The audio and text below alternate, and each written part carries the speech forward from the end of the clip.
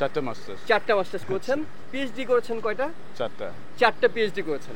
তো এই যে একটা আপনার বয়সটা কত? এখন 36। 36 বছর বয়সে চারটা মাস্টার্স, চারটা পিএইচডি। দর্শক, আমরা পরিচয় করে দেব রাজু ভৌমিকের সাথে। রাজু ভৌমিক এনওয়াইপিডি অর্থাৎ নিউ ইয়র্ক পুলিশ ডিপার্টমেন্টে সার্জেন্ট পদে দায়িত্বরত আছেন 43 প্রিসিংক্টে। এটি 43 নাম্বার প্রিসিংক্ট, যেখানে বাঙালি অধ্যুষিত একটি এলাকা, এবং এইখানে তিনি কাজ করার পাশাপাশি বাংলাদেশিদের জন্য গর্বের হয়ে বেশ কিছু কাজও করেছেন, বেশ কিছু উদাহরণ তৈরি করেছেন, অর্থাৎ বেশ কিছু দৃষ্টান্তমূলক কাজ, সাহসীমূলক কাজও করেছেন। এই মুহূর্তে তিনি আছেন এখানকার ডোমেস্টিক ভায়োলেন্স অর্থাৎ পারিবারিক নির্যাতনের যে ডিপার্টমেন্টটি আছে সেখানে তিনি সুপারভাইজার হিসেবে কাজ করছেন। আমরা তাকে পরিচয় করে দেবো এবং তার সাথে কিছু গল্প করবো আজকে আপনার সাথে। রাজু ভাই, আপনাকে স্বাগত জানাচ্ছি। Thank you. রাজু ভাই, সেটা হলো আপনি পুলিশে কখন ঢুকেছেন, কেন ঢুকেছেন, কিভাবে ঢুকেছেন? ওরে বাবা, তো অনেক লম্বা কথা। আমি পুলিশ ডিপার্টমেন্টে ঢুকছি জুলাই 11 তারিখ 2012 সালে। এই সামনের জুলাইতে 1 যুগ হবে, 12 বছর হবে। 12 বছর। এর মধ্যে আমি পুলিশ অফিসার হিসেবে এই থানাতেই, আপনি প্রিসিন বলছেন, অনেক দর্শকরা হয়তো প্রিসিনটা কি জানে না, আমি একটু খুলে বলি। এটা হচ্ছে 43rd প্রিসিন, আমরা এখানে বলি 43rd প্রিসিন, সোজা বাংলা হবে গিয়া থানা নাম্বার 43। তো আমি এই একই থানাতে পুলিশ অফিসার হিসেবে প্রায় 3 বছর ডিউটি করছিলাম। এরপরে কাউন্টার টেরোরিজমে চলে যাই। এরপরে যখন আমার প্রমোশন হয়, সার্জেন্ট প্রমোশন হয়, তারপর এই থানাতে আমি ফিরে আসি। সাধারণত এটা হয় না, তবে আমি একটু সৌভাগ্যবান যে আসলে আমি এই যে বাঙালি অধ্যুষিত এলাকাতে বাংলাদেশিদের, আমেরিকানদের পাশাপাশি বাংলাদেশিরও সেবা করতে পারতেছি, এটা আমার জন্য খুব একজন সৌভাগ্য ব্যাপার। কিন্তু অনেক আমেরিকাতে যারা আসে তারা তো অনেক কিছু করার চেষ্টা করে, অনেক জব করার চেষ্টা করে। তো আমরা হয়তো একটু হাঁটতে আমরা হয়তো সেটা জানবো আপনার কাছে। আপনি পুলিশ হওয়ার চিন্তা করলেন কেন? পুলিশ, সোজা কথা হচ্ছে, পুলিশ ডিপার্টমেন্ট এখানে একটা খুব অনেক নোবেল একটা জব।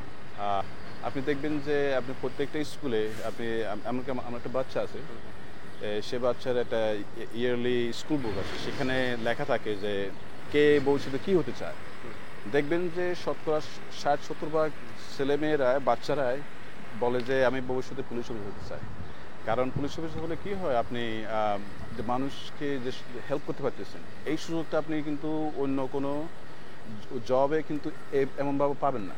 এটা একটা সেবামূলক কাজ, হয়তো সেটি করছেন। কিন্তু পুলিশে তো আসলে পুলিশের চাকরি পেলেন, আপনার হয়তো এক ধরনের স্বপ্ন পূরণ হলো, কিন্তু এরপরে সবাই আর এগুলোর স্বপ্ন দেখে না। কিন্তু আপনি, আমরা জানি যে প্রচুর পড়াশোনা করেছেন, আপনি 5টা, আমার যতদূর জানি 5টা মাস্টার্স করেছেন। 4টা মাস্টার্স করেছেন। পিএইচডি করেছেন কয়টা?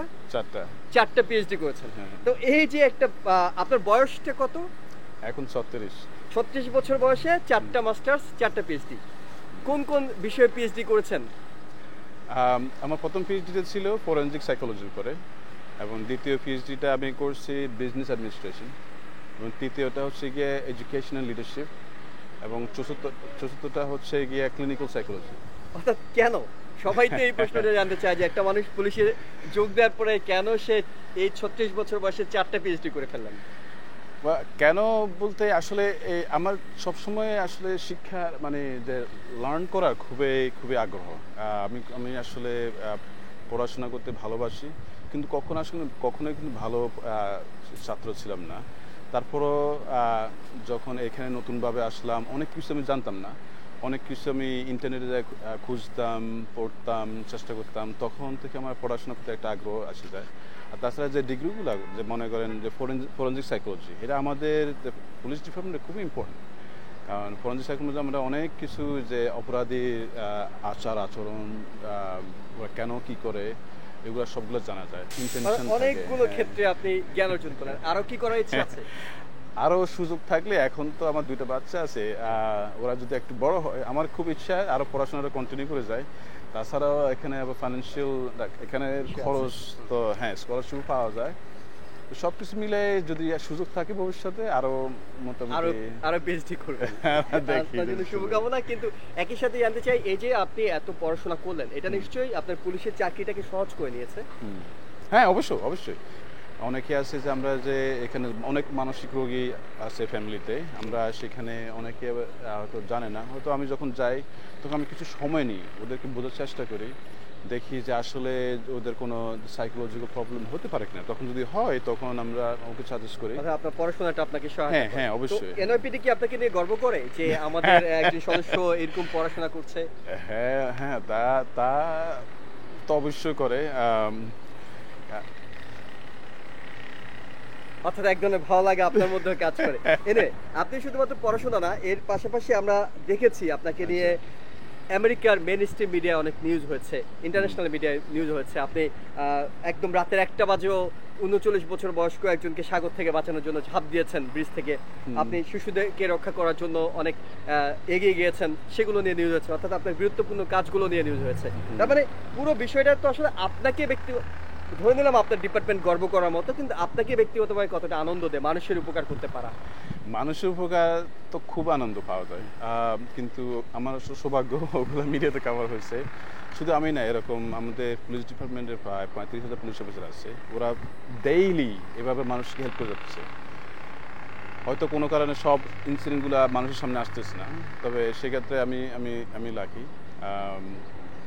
তবে এই যে ১০ মিলিয়নের নিউ ইয়র্ক সিটিতে প্রায় ৩০,০০০ পুলিশ অফিসার কত পরিশ্রম প্রতিনিয়ত করতেছে এবং পরিশ্রমের মাধ্যমে আমাদের এই সিটিটাকে কত সেফ রাখতেছে, সেটা আমরা যেহেতু কাজ করি এই পর্যায়ে আমরা জানি। হয়তো সাধারণ মানুষ হয়তো অনেক ক্ষেত্রে জানে না। অনেক চ্যালেঞ্জ নিয়ে কাজ করতে হয় হ্যাঁ, অনেক আপনাদেরকে। চ্যালেঞ্জ নিয়ে আবার করতে হয়। সেটা দেখার সুযোগ পেয়েছি। আপনার বাংলাদেশে দেশের বাড়ি কোথায়, কবে এসেছেন? বাংলাদেশের দেশের বাড়ি নোয়াখালী। নোয়াখালী কবিরাট থানা সিনতি গ্রাম। আচ্ছা। আর কত বছর ধরে আমেরিকা আছেন? আমেরিকা আছি সে ২০০৫ সাল থেকে। আমার মনে হয় ১৮-১৯ বছর হবে। বা 19 ইয়ার্স। আপনার জন্য অনেক শুভকামনা থাকলো রাজু ভাই। নিঃসন্দেহে বাংলাদেশও আপনাকে নিয়ে গর্ব করে। Thank you. কিছু যদি বলতে চান বাংলাদেশীদের জন্য। আমি শুধু বলবো যে আপনারা যারা এদেশে আসেন বা আসার ইচ্ছা আছে বা এখন আছেন, পুলিশের যে জব খুবই ভালো একটা রিওয়ার্ডিং জব, মানুষকে হেল্প করার মতো একটা জব। আপনাদের যদি কোনো প্রকার হেল্প লাগে, আমাদের অর্গানাইজেশন আছে বাপা আমাদের পেট্রোলার অর্গানাইজেশন, বাংলাদেশ পুলিশ অফিসারদের জন্য একটা অর্গানাইজেশন। ওদের হেল্প নিতে পারেন। তাছাড়া আমাদের NYPD রিক্রুট একটা ওয়েবসাইট আছে, আপনি nypdrecruit.com ওখানে যেতে পারেন। শুধু আপনার সদিচ্ছায় থাকলে কিন্তু আপনি এগুলো করতে পারেন।